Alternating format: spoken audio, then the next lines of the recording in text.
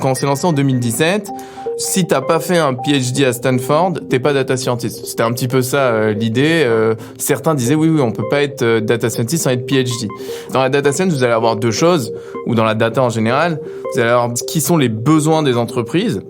Et ça peut complètement être comblé par des profils qui sont pas PhD. Et vous allez avoir des besoins plus spécifiques, plus pointus, de la recherche, de la R&D. Et on a besoin absolument des deux. Et ce qui est sûr, c'est que on n'a pas besoin d'avoir 50 000 polytechniciens pour résoudre la pénurie. Pas du tout. On a besoin en fait d'un ensemble. Chacun va aller adresser la problématique où il peut apporter le plus de valeur. Pour certains, ça va être sur de la R&D très pointue. Pour d'autres, ça va être dans juste la capacité à être des doers.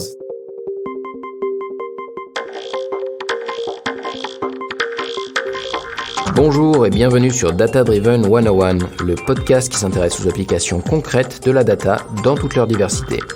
Je suis Marc Sanselme, fondateur de Scopeo, agence de recherche et développement en data science. Je reçois des professionnels d'horizons variés pour nous parler de leurs aventures, leurs succès, leurs échecs, leurs espoirs, leurs techniques, leurs astuces, leurs histoires et leurs convictions. Aujourd'hui, je reçois Charles Sutton, CTO de Data Scientist. Après une formation à Dauphine, Polytechnique et Ternion, il a une première expérience entrepreneuriale dans le conseil avec YBC Data. Il lance en 2017 Data Scientist. C'est un organisme de formation continue en data qui forme à divers métiers, data scientist, analyst, engineer, etc. 5 ans d'existence et 7000 alumni, des centaines de promotions chaque mois. C'est aujourd'hui le leader en France, en Allemagne, en Espagne et au Canada de la formation continue en ligne en data. Bonjour Charles. Bonjour Marc et merci de me recevoir. Mais avec grand plaisir. Alors, Data Scientist, est-ce que tu peux nous en dire un peu plus sur qu'est-ce que c'est et éventuellement comment est née cette boîte ? Effectivement, donc Data Scientist aujourd'hui c'est une centaine de personnes. On est leader dans les formations métiers de la data, mais à l'origine, et d'où le nom de Data Scientist, on était une plateforme dédiée au skill assessment. Et pour la petite anecdote, on avait créé donc une plateforme pour tester les gens dans le milieu de la data science. On est à ce moment-là à peu près en 2017. Qui est une époque où tout le monde est data scientist et personne n'est data scientist en même temps. Et fondamentalement, on n'a pas trouvé de marché sur ce produit, à part sur des entreprises qui avaient énormément de candidats, notamment des super cabinets de conseil en stratégie. Et on a du coup pivoté vers de la formation et on parlera peut-être un peu plus tard de l'histoire de ce pivot. Alors, l'état des lieux sur le besoin de formation, c'est lequel, celui que vous avez fait en 2017 ? Alors justement, pour poursuivre l'anecdote, ce qui s'est passé en 2017, c'est qu'on a réussi à vendre ce produit à un premier client qui nous l'avait demandé. Je peux le citer, c'est le BCG, qui est le Boston Consulting Group, qui est un cabinet de conseil en stratégie qui recevait énormément de candidatures pour les métiers de data scientist et qui voulait développer son activité. En fait, c'est une entreprise qui est un peu atypique, c'est pas une entreprise moyenne. Et puis, quand on a ensuite voulu vendre cette plateforme de skill assessment à d'autres clients, eux sont venus nous voir avec le problème inverse. On était dans une phase de pénurie de métiers de la data. Ils nous ont dit, écoutez, nous, on a 10 postes ouverts, on a 2 candidats. Ouais. On va pas les tester en plus, c'est un peu un frein au recrutement. Par contre, notre plateforme, elle est super. Si on pouvait en faire de la formation dessus, pour dire un petit mot de la plateforme, c'est une plateforme très expérientielle dans le sens où vous pouvez coder dans notre cloud pour les détails architecturaux et dans lesquels, typiquement, on voulait d'abord tester, puis désormais, on a fait une formation avec Python. Peut-être aussi pour prendre un petit peu de recul, en 2017, la formation en ligne, c'est moins évident. On était avant le Covid, c'était pas forcément perçu comme de la qualité, c'était des taux de complétion très bas. Et c'était une orientation souvent académique avec l'émergence de Coursera à cette époque-là ou un petit peu avant. Et donc le besoin en formation, concrètement, on a énormément d'entreprises en France qui amorcent leur transition data et qui nous disent on est en pénurie de profils dans la data science. Ils étaient même dans une phase où ils définissaient pour eux qu'est-ce que c'était la data au sens large pour eux, leur stratégie data et quels étaient leurs besoins en compétences. Et donc le premier client qu'on a rencontré, c'était le groupe Covea, qui est un grand groupe d'assurance MAF, MMA, GMF. Ça devrait plus parler à ceux qui nous écoutent. Eux-mêmes nous disent, écoutez, nous, on a des gens en multisite. En fait, historiquement, l'assurance, c'est à Niort, au Mans, etc. Et faire une formation en data science, c'est très compliqué pour nous parce qu'il faut amener tout le monde à Paris. Donc, il y a un problème d'espace et de logistique. Il y a un problème de temps parce que il faut tous leur bloquer 2 jours ou 3 jours consécutifs. Et aussi, on avait un problème tout bête d'IT qui est que installer Python sur un PC dans le monde de l'assurance, ça prend 1, 2 à 3 mois. Et ils nous ont dit, vous, avec votre plateforme, vous pourrez résoudre les 3 en même temps, puisque Et je pourrais expliquer un petit peu comment est notre ADN pédagogique, mais nous, notre formation est principalement en ligne, en asynchrone, c'est-à-dire une grande partie de la formation se fait en asynchrone, donc on n'avait plus cette problématique de temps. En ligne, donc on n'avait plus trop cette problématique d'espace. Et puis enfin, sur la partie déployabilité au sein du B2B, où là on a commencé, on n'a pas eu de problème parce que c'était notre plateforme et voyez-le un petit peu comme un Netflix ou un Facebook, vous vous connectez, vous avez accès, mais on n'utilise pas les ressources de l'ordinateur pour calculer et faire des modèles. Et alors, comment on apprend sur Data Scientist ? C'est quoi la méthode pédagogique ? Là, a posteriori, si je devais définir donc la méthode pédagogique et l'ADN qui aujourd'hui fait foi dès lors qu'on lance des produits et des formations, c'est que tout d'abord, on a un ADN qui se veut professionnel. Ça, c'est assez atypique dans le monde de la formation en bootcamp, sur des sujets de la tech, de commencer en B2B. C'est même quelque chose d'assez unique. Donc nous, on souhaitait tout de suite former des professionnels à des compétences professionnelles fortes à l'origine. Ensuite, on a des critères d'efficience dans le sens où les professionnels qu'on va former, ils sont en ressources de temps limitées, très souvent. Il va falloir leur apprendre un maximum de choses en un minimum de temps sans jamais vulgariser. Et c'est là la subtilité. Et enfin, ça c'est un parti pris qu'on avait chez Data Scientist, c'est de faire une pédagogie la plus active possible. Une espèce de combinaison un peu mutuelle entre des savoir-faire pédagogiques, c'est-à-dire créer des cours de qualité, un environnement qui sied un petit peu aux besoins des entreprises, et en parallèle un outil technologique qui, avec une certaine synergie entre ces deux réussites, permettrait de faire une expérience de formation qui est assez unique. Et aujourd'hui, qu'est-ce que ça donne, on va dire, dans l'expérience d'apprentissage ? C'est des formations qui se font toujours en groupe. Ça se fait toujours en campus inversé, c'est-à-dire que vous avez 80% de la formation qui se fait en asynchrone. L'outil plateforme, c'est un peu un outil central du dispositif sans être suffisant à la bonne réussite du dispositif pédagogique. On ajoute à cela ce qu'on appelle la validation continue, c'est-à-dire que tous les mois, si vous faites de la formation continue, ou toutes les semaines, si vous faites un bootcamp, vous devez valider des évaluations de programmation individuellement, ou vous devez faire des livrables sur des projets fil rouge qui accompagnent votre formation.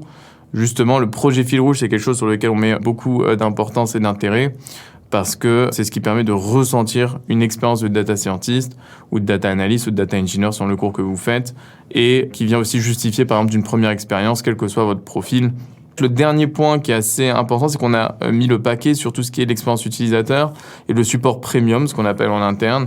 Il y a une vraie volonté d'accompagner les étudiants. Le gros biais qu'il y avait sur la formation en ligne et qui existe en fait toujours sur les plateformes massivement distribuées, donc les MOOC, les plateformes qui vous proposent des cours sur un petit peu tous les sujets du cloud ou de la data ou des compétences tech, c'est qu'on avait des taux de complétion qui étaient extrêmement bas. Pour donner une stat, je crois que Coursera revendiquait entre 10 et 20% de taux de complétion de leur formation à l'époque où on s'était lancé. Là où nous, aujourd'hui, et historiquement, on tient des taux de complétion qui vont de 95 à 100% selon les produits, les comptes, etc. Alors, ça tombe pas par hasard. C'est effectivement qu'autour de la synchrone, il y a du synchrone qui se compose en général par des masterclass, des cours magistraux que l'on fournit au groupe, justement, du mentorat projet qu'on a pu parler, et toute une équipe de customer care qui accompagne les utilisateurs à tout moment de leur formation pour s'assurer que tout va bien. Il y a aussi une sélection à l'entrée, ça c'est important pour s'assurer que les gens sont bien au bon endroit. Et donc, selon les produits de formation que l'on a, vous allez avoir des prérequis en général académiques et un test de skill assessment qui vient bien valider que vous êtes bien positionné pour la formation. Le test de skill assessment, c'était votre business au début, vous avez changé. C'est encore possible d'utiliser ça pour tester ces data scientists ? C'est tout à fait possible d'utiliser ça. Pour la petite anecdote, donc Data Scientist, effectivement, c'était donc, comme son nom l'indique, une entreprise qui visait à tester les gens. Peut-être aussi petite anecdote culturelle qui peut être marrant pour ceux qui nous écoutent, c'est qu'à l'origine, on voulait comme logo un sphinx. Ce qui semble être en général la réponse majoritaire quand on demande aux gens à quoi ressemble notre logo. Pourquoi ? Parce que dans la mythologie, et pour les générations plus récentes avec Harry Potter 4, vous verrez que c'est le sphinx qui laisse passer ou pas quand vous avez une bonne réponse. Donc c'était un peu ça l'idée. Et à l'époque, on n'avait pas vu que c'était pas du tout un sphinx que le designer qu'on avait pris qui nous avait livré. Et pour anecdote, ça s'appelle un chérubin. Alors moi aussi, je suis tombé de haut quand j'ai appris ça. Et peut-être un petit clin d'œil à monsieur Trojman de la Société Générale qui nous l'avait fait remarquer. Et vous verrez, en fait, c'est un mix entre un lion, un aigle, un roi, etc. Et finalement, on l'aime bien, ce chérubin, donc on l'a gardé comme logo. Donc ça, c'était pour l'anecdote. Ensuite, pour revenir sur le skill assessment, au début, on a gardé cette technologie pour évaluer les profils en fin de formation. Donc, faut imaginer, je vous dis que la plateforme est expérientielle. Faut imaginer que, par exemple, c'est des notebooks sur lesquels vous allez coder, dans lesquels c'est des use cases de data science que vous résolvez de manière assez didactique. Et puis, en fait, une fois que vous avez fini votre apprentissage, il y a une évaluation chronométrée sur laquelle on va vous évaluer, qui reprend exactement la même technologie que le skill assessment. Pour l'anecdote, les comptes avec puis on a travaillé en formation, donc les banques, les assurances, l'énergie, etc., en B2B. C'était finalement un second produit qu'ils nous ont demandé une fois que leur maturité data elle a évolué, et on a fait ce produit Skill Assessment. Pour anecdote aussi, avec le BCG, l'aventure avait continué. On avait fait pas mal de tests d'abord pour eux, et puis in fine, ils nous distribuaient dans l'accompagnement des comptes dans leur transformation data, essentiellement à l'étranger. C'est quoi les profils qui viennent se former sur Data Scientist ? Alors, comme j'ai pu dire, selon les produits, vous allez avoir différents niveaux de prérequis. Peut-être déjà à l'initiative, qui sont ces profils qui viennent se former à l'origine. Vous avez souvent des professionnels, c'est pas une cible, on va dire, initiale ou d'étudiants qui vient. C'est souvent des gens qui ont déjà validé des diplômes, qui en sont dans leur carrière. Donc, je dirais que l'âge médian est autour de 30-35 ans pour nos étudiants. C'est des gens qui veulent, surtout le dénominateur commun de tous les apprenants de data scientist, c'est qu'ils veulent faire une transformation dans leur carrière, un boost. Alors, certains sont en poste et ils veulent peut-être amplifier leurs connaissances avec des techniques de machine learning, data science. Certains sont au sein d'une entreprise qui veut financer leur formation pour les faire évoluer. On va avoir des particuliers en poste ou en recherche d'emploi qui vont vouloir s'armer de ces nouvelles compétences pour aller vers de nouveaux métiers, data scientist, data analyst, data engineer. Le vrai dénominateur commun, c'est que c'est pour tous un point d'inflexion dans leur carrière, en tout cas qu'ils souhaitent amorcer et qui, dans la pratique, est bien réalisé à l'issue des formations. Donc ça, c'est le point commun. Bien sûr, avec ça, il faut une forte appétence pour l'analytique ou la data science, le machine learning. Et l'idée aussi des tests de positionnement que l'on a en début de formation, c'est de tester, bien sûr, est-ce qu'on a bien les bons prérequis académiques. Il y a aussi la motivation. 100% des profils qui viennent chez nous sont accueillis, donc ce qu'on appelle un conseiller pédagogique. Ce qu'on va plutôt préférer, c'est travailler tout de suite avec des profils motivés et bien positionnés pour aller chercher beaucoup de valeur pour eux, pour nous et pour la data science en général. Comment on filtre la motivation ? Alors ça, c'est d'excellentes questions. Bon, c'est vrai que nos conseillers pédagogiques sont hyper rodés à l'exercice. Déjà, c'est essayer de comprendre pourquoi ils entreprennent cette démarche de se former. Est-ce que c'était juste par simple curiosité ? Est-ce que c'est parce que quelqu'un leur a conseillé ? Est-ce que, au fond, ce qu'on va beaucoup regarder, c'est est-ce que c'est quelque chose qu'ils veulent faire pour leur carrière et qu'est-ce qu'ils vont en faire après ? Alors bien sûr, on va jamais empêcher quelqu'un qui veut absolument s'inscrire et qui a le niveau académique de s'inscrire, mais on va toujours le ramener vers une compréhension du pourquoi et pourquoi il veut faire ça. Oui, parce que d'un côté, on a des entreprises qui veulent former leurs éléments, et puis de l'autre, vous avez des particuliers qui... tu parlais de financement par le compte personnel de formation, j'imagine, qui viennent se former pour se réorienter complètement après la fin d'un premier emploi, ce genre de choses. C'est exactement ça. Pour l'anecdote, c'est vrai qu'on a commencé en B2B. J'ai pas peut-être précisé comment on a switché vers les particuliers. On a ouvert les particuliers. Je pense que tout le monde le devine un peu, mais c'est en 2020, dès lors qu'il y a eu les confinements et le Covid en France. Il faut imaginer que nous, toute notre croissance a été gelée, voire abattue sur le B2B par le Covid. C'est-à-dire que l'ensemble des cycles de vente que l'on avait et qui sont très longs en B2B ont été interrompus, avortés ou gelés en mars 2020. Ou plutôt en mai 2020, quand on a commencé à réécrire des mails. Et puis, c'est là où on s'est dit, pourquoi pas lancer les particuliers ? Effectivement, en France, il y a une chance énorme qui est qu'il y a énormément de dispositifs qui sont là pour soutenir les particuliers qui souhaitent se former. En numéro 1, qui n'a pas forcément bonne presse aujourd'hui, mais qui pourtant est redoutable, c'est le compte personnel de formation, où, pour ceux qui nous écoutent, mais vous devez sûrement le savoir, dès lors que vous travaillez, vous cotisez sur votre compte personnel qui vous permet ensuite d'être mobilisé pour suivre des formations. Mais il n'y a pas que ce type de dispositif. Historiquement, on est un grand partenaire du Pôle emploi, et ce même avant le Covid, où là, vous avez souvent, pour ceux qui sont en recherche d'emploi, il y a des financements qui sont existants, vous avez des financements régionaux, il y a énormément de financements possibles. Ça, c'est sur la partie, on va dire, B2C. Et puis aujourd'hui, on a un maillage qui est assez complet. Aujourd'hui, je dirais qu'on a vraiment 4 cibles. On va avoir les B2B gros qui vont faire des promos en intra. Donc ça, c'est ceux que j'ai pu citer plus tôt. On va avoir ensuite des plus petits B2B, donc ça va être des PME, ça peut être aussi des B2B qui n'arrivent pas trop à se coordonner pour créer des classes entières. Eux vont faire ce qu'on appelle de l'inter-entreprise. Il y a des classes en inter-entreprise. Il y a les particuliers qui veulent se former. Et enfin, on va accompagner des gens dans le retour à l'emploi. D'accord. Alors, la data science, c'est de la computer science d'un côté, et puis c'est des maths de l'autre. Notamment, comment est-ce qu'on apprend les maths sur une formation en ligne ? Alors, c'est une excellente question. Tout d'abord, pour revenir donc sur le campus inversé, qui dit campus inversé dit il y a une partie... Alors aujourd'hui, on appelle en asynchrone et en synchrone. Alors ça peut ne pas forcément parler à tout le monde. Avant le Covid, on disait en ligne, en présentiel. Alors il faut savoir aujourd'hui que 100% de nos formations sont en ligne. Ça veut dire que vous vous déplacez jamais, vous pouvez travailler depuis chez vous voilà. L'asynchrone, c'est un temps où vous êtes avec vous-même. Il y a une plateforme qui est là sur laquelle vous accompagnez. Et le synchrone, c'est là où il y a des gens qui sont là pour vous accompagner. Donc typiquement, nous, il y a une vraie réflexion à chaque fois qu'on lance un produit sur qu'est-ce qui passe en asynchrone, qu'est-ce qui passe en synchrone. Il y a 2 curseurs clés pour définir ça. Il y a déjà la cible. Je donne un exemple. Pour un même produit, par exemple data scientist, si demain on est amené à le distribuer, je sais pas, à des étudiants, on va peut-être probablement mettre plus de synchrone parce qu'on est conscient que sur cette cible-là, ça va être plus bénéfique pédagogiquement. L'autre point, c'est le produit en lui-même. Plus vous allez avoir des produits accessibles, plus il va y avoir du synchrone, généralement. Et à contrario, c'est ce que je voulais illustrer, plus on va aller sur des produits pointus. Par exemple, je prends l'exemple de notre cursus Deep Learning Engineer, où vous allez apprendre des choses très avancées en Computer Vision et NLP. Généralement, on va mettre le taux de synchrone minimal que l'on a, c'est 20%. Et voilà, donc ça, c'est pour répondre maintenant directement à la question qui a été posée sur comment on apprend les maths, comment on apprend les sujets plus fondamentaux. Nous, il va falloir penser qu'il y a une partie qui va être validée en prérequis. Typiquement, pour les gens qui rentrent en cursus data scientist, on va demander un bac+5 scientifique. Donc, on va pas reprendre les bases d'algèbre, de proba, de stats ou d'analyse qu'ils auront vues généralement pendant licence ou pendant leur scolarité. On va quand même vérifier avec le test de positionnement que c'est toujours frais et à jour, parce que parfois, pour certains, ça fait 20-25 ans qu'ils sont sortis des bancs de l'université. Donc ça, c'est le premier point. Et pour tout le reste, dès lors qu'on va entrer soit sur du scientifique plus pointu, soit sur des notions plus fondamentales, on va passer ça en synchrone. Donc désormais, ça va plutôt être pendant les masterclass, les cours magistraux, etc. Et dans la formation asynchrone, que vous avez sur la formation, on va plutôt orienter et on va mettre plus l'accent sur la pratique, la mise en pratique. Dans tous les cas, on vulgarise jamais. Et aussi, il faut savoir qu'il y a une énorme panoplie de ce qu'on appelle des materials, donc des choses en plus qui vont accompagner la formation.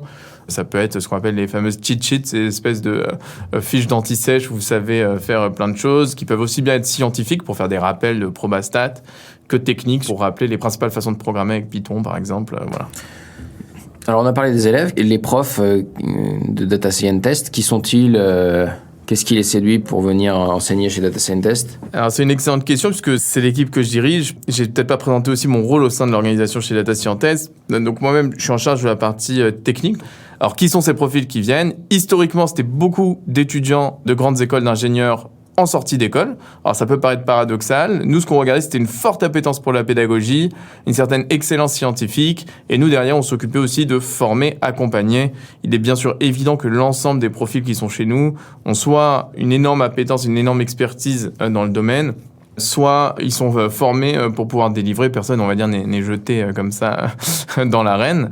Depuis, ça c'était dans les années 2017, 2018, 2019, on va dire. À partir de 2020-2021, on a un peu ouvert nos recrutements avec des gens plus pointus. C'est vrai que les gens ont commencé à avoir de l'expérience en machine learning, en data science, en deep learning. Donc là, il y a des profils plus expérimentés qui nous ont rejoints, qui vont porter aussi souvent des produits un peu flagship, donc deep learning, MLOps, ML engineering, etc. Et donc là, on va avoir des profils qui ont plus d'expérience, plus expérimentés. Donc on a ces deux sources qui coexistent encore. Sur les produits, sur les grandes écoles d'ingénieurs, on va plutôt envoyer les profils sur ce qu'on appelle nos produits vanille, donc data analyse, data science, qui sont des produits super installés en run mode, comme on dit. Et on a ouvert aussi un dernier profil très intéressant et très non conventionnel, c'est qu'on recrute nos anciens. Donc fondamentalement, il y a des gens qui suivent nos formations. Certains sont en poste 1 an, 2 ans, 3 ans, et puis ils ont une forte appétence pour la pédagogie, ils ont aimé Data Scientist, le dispositif, les équipes, etc. Donc aujourd'hui, on a une trentaine de profils qui sont assez bien répartis selon ces 3 critères. Des anciens, des experts et des profils grande école d'ingé avec une excellence scientifique qui est propre à ces formations-là. Et c'est un tout cohérent parce que chacun va apporter sa pierre à l'édifice, sa façon de voir les choses, et c'est ce qui est très intéressant. Peut-être le dernier point aussi, c'est que nos programmes aussi, on les fait pas dans notre tour d'ivoire. On est énormément accompagné par des externes. Précisément, pour chacun de nos produits, on fait ce qu'on appelle des conseils de perfectionnement qui sont souvent constitués d'un professeur des universités, d'un professionnel reconnu du domaine qui est externe à Data Scientist au sens où il n'a pas fait la formation, ou c'est pas quelqu'un avec qui on travaille en B2B, etc. Et un ancien. Et puis ça, c'est aussi ce qu'on appelle nos antennes, qui viennent nous dire pour chaque produit comment ils évoluent, etc. Ça, on pourra en parler un petit peu de l'évolution de la data, mais le cursus Data Scientist chez Data Scientist, il évolue tout le temps. Alors, il a été créé en 2017, mais celui qu'on vendait en 2017 et qu'on proposait, et celui qu'on fait en 2020 et celui qu'on fera en 2025, ce sont 3 produits très différents qui s'adaptent exactement aux attentes autour de ces métiers, et tant en termes de compétences que de rôle aussi au sein des entreprises. La data, ça a été montré comme un Eldorado dans lequel tout était possible. Il y a eu énormément de profils qui se sont reconvertis là-dedans. Et donc, tous les gens qui recrutent des profils data sont habitués à énormément de profils reconvertis et faire très attention aussi avec ça, dans le sens où on a vite fait de présenter un profil comme expert en data science alors qu'il a passé 10 ans à faire autre chose et qui s'est reconverti l'an dernier. Est-ce que vous vous en occupez de ce point-là, d'une part, et d'autre part, quel est le persona d'entreprise type qui sera intéressé par le profil qui sort de data scientist? Alors, c'est tout d'abord une excellente question. Ce qu'il faut voir déjà, c'est quelle est la problématique aujourd'hui et comment on arrive là. Alors déjà, le point de départ, c'est qu'il y a une pénurie de compétences et donc une pénurie de profils qu'il va y avoir dans les entreprises qui elles-mêmes ont amorcé une transformation data, pour certaines assez tôt, on parle des années 2015-2016, pour certains plus tard, dans les années récentes. Et dans tous les cas, qui dit pénurie dit que les exigences vont descendre. Donc je vais donner des exemples. Quand vous êtes une très grande entreprise qui a tendance à recruter, on va dire, des profils de niveau A sur leur CV ou leur formation, s'il n'y a plus de compétences, et bien sûr, ils vont être plus susceptibles d'ouvrir un petit peu, on va dire, les vannes, etc. Nous, aujourd'hui, cette pénurie de la tech, comment on l'analyse? Pareil, un petit peu en frontal avec ce qui était proposé à l'initiative en 2017 quand on s'est lancé. Il faut se rappeler que quand on s'est lancé en 2017, si t'as pas fait un PhD à Stanford, t'es pas data scientist. C'était un petit peu ça l'idée. Ouais. Certains disaient oui, on peut pas être data scientist sans être PhD. En fait, il faut rentrer un peu dans le détail de cette analyse. Dans la data science, vous allez avoir deux choses, ou dans la data en général, vous allez avoir ce qui sont les besoins des entreprises. Et ça peut complètement être comblé par des profils qui sont pas PhD. Et ça va plutôt être notre cœur de cible, à vrai dire. C'est aujourd'hui, une entreprise a besoin de gens qui savent faire de la BI, qui savent faire des modèles de machine learning et les mettre en production, etc., etc. Donc ça, c'est le gros des besoins des entreprises et c'est celui qu'on va adresser. Et vous allez avoir des besoins plus spécifiques, plus pointus.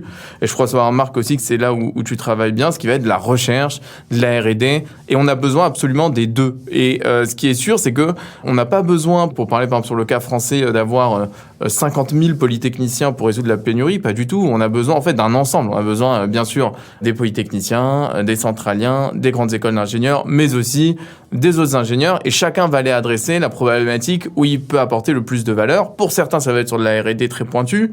Pour d'autres, ça va être dans juste la capacité à être des doers, c'est-à-dire vraiment de coder et de travailler. Et nous, on est plutôt sur ce positionnement. Et donc le persona d'entreprise qu'on va adresser, ça va être effectivement sur ceux qui vont avoir besoin de ces doers, c'est-à-dire ces gens qui dans les entreprises vont pouvoir adresser les problématiques, accompagner cette transfo data, la continuer. Et c'est vraiment ça ce qu'on fait. Effectivement, on va pas former des gens pour aller chez DeepMind ou chez Tesla ou chez Google X dans les pôles R&D.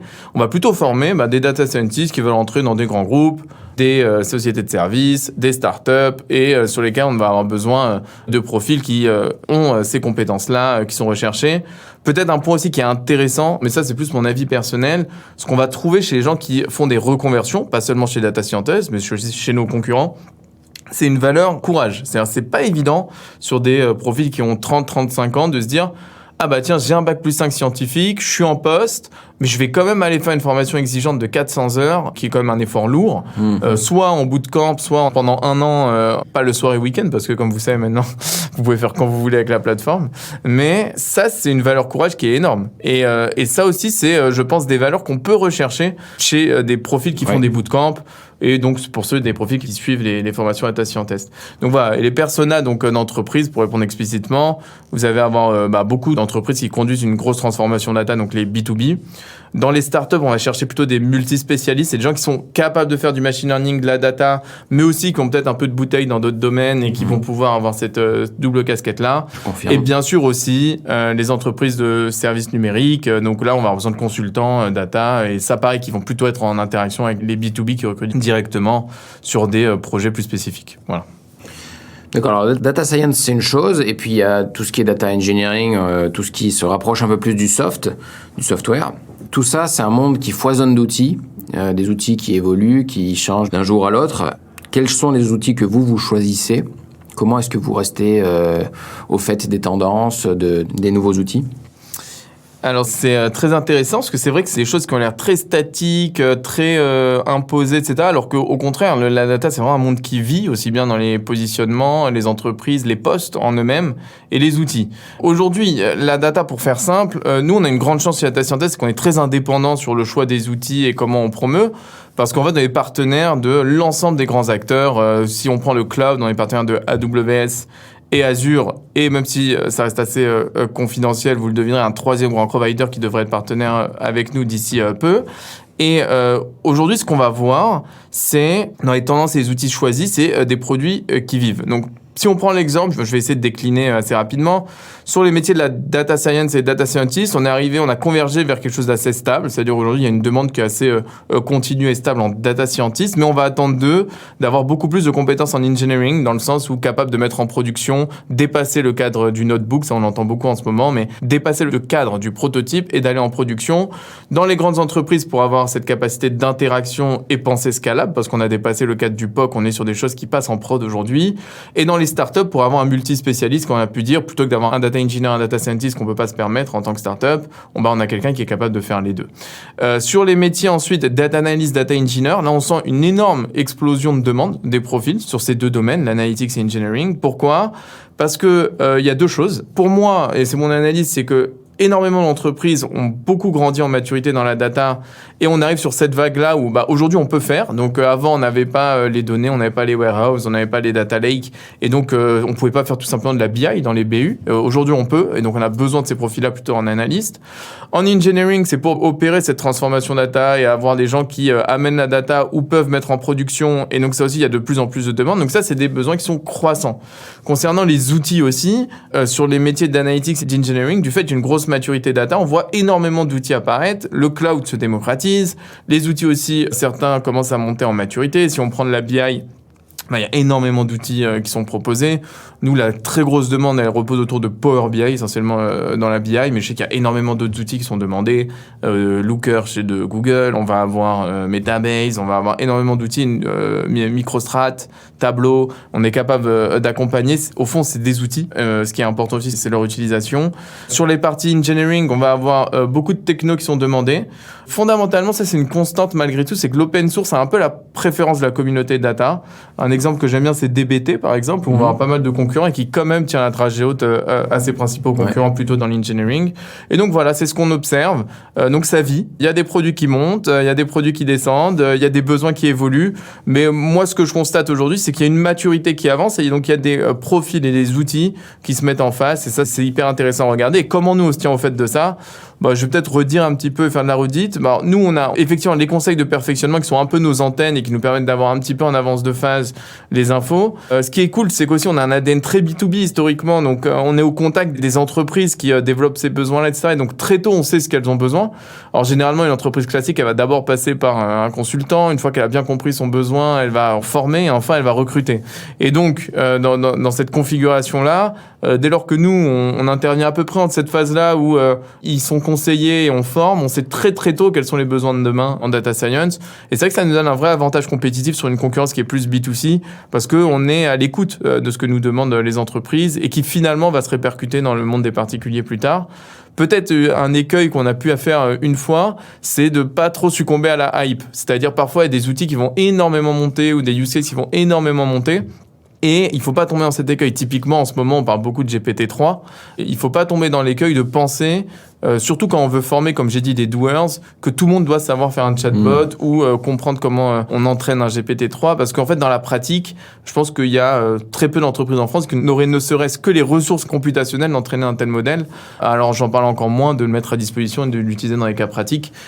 Vous vous servez de la data également en interne pour piloter votre entreprise ? Alors, c'est vrai que c'est assez particulier. Donc, nous, on a 1500 étudiants, 7000 alumni. Fondamentalement, on n'a pas non plus des pétaoctets de données, ni des usages qu'on pourrait en faire de ces données quand bien même on les récupérerait. Là où il y a des besoins fondamentalement en data qui sont plus intéressants, sont plutôt dans l'autre département, dans le département business. Et là, on a aussi beaucoup plus de data, du fait qu'on soit extrêmement présent en ligne et bien référencé. C'est comment on va, par exemple, gérer nos campagnes de digital marketing. Pour vous donner un exemple, on reçoit autour de 3 millions de visiteurs sur notre site annuellement. On va avoir des budgets ads qui sont alloués. Les équipes de data, donc mes équipes, vont aller collaborer avec les équipes acquisition pour essayer, par exemple, de piloter les campagnes marketing. Ça, c'est un usage. Un autre usage intéressant de R&D interne, c'est aujourd'hui, on avait une compta qui était très standard, on va dire, dans notre société jusqu'en 2020. Et puis, à partir de 2021, on a décidé d'avoir une approche produit et plus analytique. Et là, par exemple, alors, c'était pas de la data science ou du machine learning, mais on est rentré plutôt dans les sujets de BI. Et donc, avec la BI, BI, on a réussi à faire de la compta quelque chose déjà de plus enthousiasmant, en tout cas de mon point de vue, et aussi de plus cohérent et de plus orienté produit, et c'était vachement intéressant. Peut-être quelques autres usages que je peux le balayer, on utilise beaucoup de data et de machine learning. On va avoir par exemple, au sein de l'équipe data, pareil aussi beaucoup de monitoring, souvent sur la qualité. Donc nous, on est très très data-driven, donc on va avoir beaucoup de prise de feedback, aussi bien sur la qualité des interventions, la qualité des enseignements, la satisfaction des utilisateurs, les taux de complétion, etc. Et en fait, typiquement, j'ai des référents opérationnels en interne qui peuvent vous dire, vous voulez votre dashboard pour savoir comment vous animez des masterclass, qui sont nos cours magistraux. Et une personne peut savoir à peu près se situer, voir comment il se situe par rapport aux autres, la qualité. Donc voilà, on a des usages. Quels sont les usages qu'on pourrait faire du machine learning aujourd'hui ? J'ai pas de vision concrète. Typiquement, on pourrait essayer de forcer un peu la chose en disant, tiens, quelle approba que quelqu'un réussisse un cours ou un examen. Mais fondamentalement, je pense que ça serait un peu overkill de faire ça, dans le sens où, aujourd'hui, on le sait très bien, qu'à la lecture du fichier. Si demain, on a 1 million d'utilisateurs, ça peut être intéressant. Mais là, c'est encore un peu tôt. Peut-être un dernier point intéressant, et ça peut croiser avec les profils qui sont chez nous. Les profils qui sont chez nous, je disais, ils font pas de l'enseignement une activité principale. Ils ont essentiellement 4 heures en cours magistraux, mais après, ça se répartit le temps entre développement de cours, mentorat projet et R&D. Et dans la dimension R&D, ce qui est intéressant, c'est que nous, on applique une stratégie R&D sur lequel on a la chance de pouvoir travailler sur absolument ce qu'on veut, puisque on n'a aucun biais qui nous pousserait à aller sur une R&D spécifique.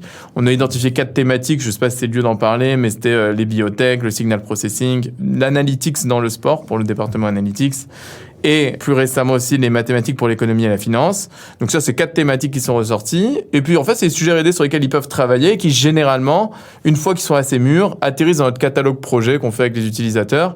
Et pour l'anecdote, c'est assez sympa. Là, en ce moment, on a tellement bien avancé sur un sujet de débiaisage des images, donc ça peut être intéressant, que on est en train d'écrire un paper avec un groupe projet, donc ça, c'est assez intéressant là-dessus. Mais bon, voilà, ça, c'est des petits upsides qu'il y a à travailler chez Data Scientist. Mais donc, finalement, on fait du machine learning de haut niveau, mais pas forcément pour le bien de la boîte. Au fond, on peut le dire pour le kiff, voilà. Est-ce que tu as une anecdote ou une opinion à nous partager sur la data ? Peut-être une opinion qui est intéressante. Aujourd'hui, ce qu'on voit dans la data, et pareil, il faut pas céder aux sirènes qui sont évoquées. J'aime bien revenir aux origines en 2017, le contexte. On disait, data scientist, le métier le plus sexy du 21e siècle. Je pense que c'était le meilleur marketing possible de la data science. Et ce qu'il faudrait voir, il faudrait pas que la data, ça soit quelque chose à part ou en plus dans une entreprise. Moi, je le vois un peu comme le digital. Ça, c'est intéressant parce que quand je collabore aujourd'hui avec les entreprises, on parle beaucoup de data factory, de transformation data, etc., etc. Vous prenez tous ces wordings-là, vous revenez 10 ans en arrière et on parle de transformation digitale, de digital factory, etc. Et donc, c'est quoi l'analogie ? C'est que la data sera l'affaire de chacun dans les entreprises demain, de manière plus ou moins profonde. Certains, comme on a pu dire, feront de la R&D, ça sera leur métier d'être des vrais data scientists, au sens de scientist. Mais demain, on peut imaginer, je parlais de la compta, que demain, un comptable doit savoir utiliser un dashboard de BI, ou que quelqu'un qui fait du web marketing ait des notions un petit peu de statistique ou de data analyse pour mieux piloter ses campagnes. Et on va assister à cette intégration et cette fusion des compétences entre ce que l'ensemble des corps de métier d'une entreprise et cette extension-là qui est permise par la data. Et bien sûr, heureusement, il faut des profils plus spécialistes qui auront leur place dans ces entreprises. Donc ça, c'est un peu mon opinion. Donc c'est pas juste un métier de spécialiste ou quelque chose de compartimenté. La data, c'est quelque chose qui va vraiment se fondre dans les entreprises petit à petit. Et c'est des choses qu'on peut déjà voir. Et c'est une transformation qui opère. Donc oui, c'est un métier sexy. C'est une transformation importante du 21e siècle. Mais attention, faut pas le voir comme des ovnis ou des super champions de l'entreprise. Au contraire, ça va être une affaire collective, la data. Si c'était à refaire, qu'est-ce que tu changerais ? Si c'était à refaire, moi, ce que j'aurais fait, principalement, c'est essayer assez vite de prioriser pour Data Scientist la compétence pédagogique à la data science pure. Alors, en fait, c'est ce qu'on fait, c'est ce qu'on opère, mais je serais allé un petit peu plus vite. Aujourd'hui, le vrai savoir-faire de data scientist, bien sûr, il est dans l'excellence scientifique, académique, technologique, avec la plateforme, mais peut-être à mon niveau plus personnel, ça va être dans le fait d'avoir insufflé cet ADN pédagogique de qualité qui peut se retrouver aujourd'hui, par analogie, dans toutes les autres pénuries de la tech. À vrai dire, c'est pas pour rien qu'on ouvre aussi d'autres marques en cyber, en développement, etc., sur lesquelles on va essayer d'appliquer les mêmes schémas pédagogiques. Fondamentalement, je me rends compte aujourd'hui en 2021, 2022 plutôt, et bientôt 2023, que les conseils à viser des gens qui sont plus spécialisés ou là où j'étais moi spécialiste avant, comme la formation en data science, se révèlent parfois plus pertinents, plus percutants. Et il ne faut pas hésiter justement à les écouter. Là où moi, ma valeur ajoutée va plutôt être, j'espère, et sur le long terme, sur cette capacité à lancer des produits pédagogiques, amener cette innovation. Je ne sais pas si c'était à refaire, je pense qu'on a quand même fait les choses comme il fallait, mais c'est plutôt qu'est-ce qu'il faut faire à partir de maintenant et pour la suite, quoi. Donc voilà. Alors justement, pour conclure, est-ce que tu peux nous dire un mot sur la suite pour Data Scientist ? Alors la suite de Data Scientist, donc aujourd'hui effectivement on a la chance d'être leader sur le marché français dans la data. On a des ouvertures en Espagne, en Allemagne, au Canada. Donc dans la suite logique, on aimerait continuer notre expansion géographique en Europe, à l'international surtout bien sûr. On a un enjeu de couvrir plusieurs fuseaux. Là on ouvre l'Amérique en janvier avec le Canada, le continent américain, mais on va essayer de s'étendre là-bas. Deuxième enjeu, j'ai pu aussi en parler dans les grandes lignes, c'est d'essayer d'aller chercher des cibles un peu plus à la frontière du monde du travail. Donc de développer nos savoir-faire avec les fonctions publiques. On accompagne beaucoup les chercheurs d'emploi dans le retour à l'emploi avec un certain succès. En 5 ans, on a très directement trouvé un emploi à plus de 350 personnes dans les métiers de la data. Bien sûr, c'était des chercheurs d'emploi qualifiés, le plus souvent, on ne fait pas de miracle non plus. Et aussi l'autre point, c'est d'aller peut-être aller chercher des profils où il y a une grosse porosité entre l'université et le monde du travail. Et probablement que vous voyez de quoi je parle, mais c'est l'alternance. Aujourd'hui, en M1, M2, on a des profils qui mettent le pied à l'étrier dans le monde du travail. Et nous, aujourd'hui, c'est plutôt des profils qu'on va essayer aussi d'aller adresser. Donc, une extension de nos cibles par rapport aux cibles traditionnelles. Et un troisième objectif, ouvrir ce savoir-faire pédagogique à d'autres pénuries de la tech sur lesquelles on retrouve exactement les mêmes schémas. La cyber, les métiers du développement et pourquoi pas à terme encore d'autres pénuries. L'avenir nous le dira. Super, merci Charles. Merci à toi Marc. Vous venez d'entendre Charles Sutton, CTO de Data Scientist sur Data Driven 101. Merci d'avoir écouté. Si vous avez aimé et que vous voulez nous soutenir, n'hésitez pas à vous abonner à la chaîne, à liker et à partager. La semaine prochaine, je recevrai Nicolas Marché, anciennement Head of Sales de Spendesk, pour nous parler de son expérience avec la data. À très vite.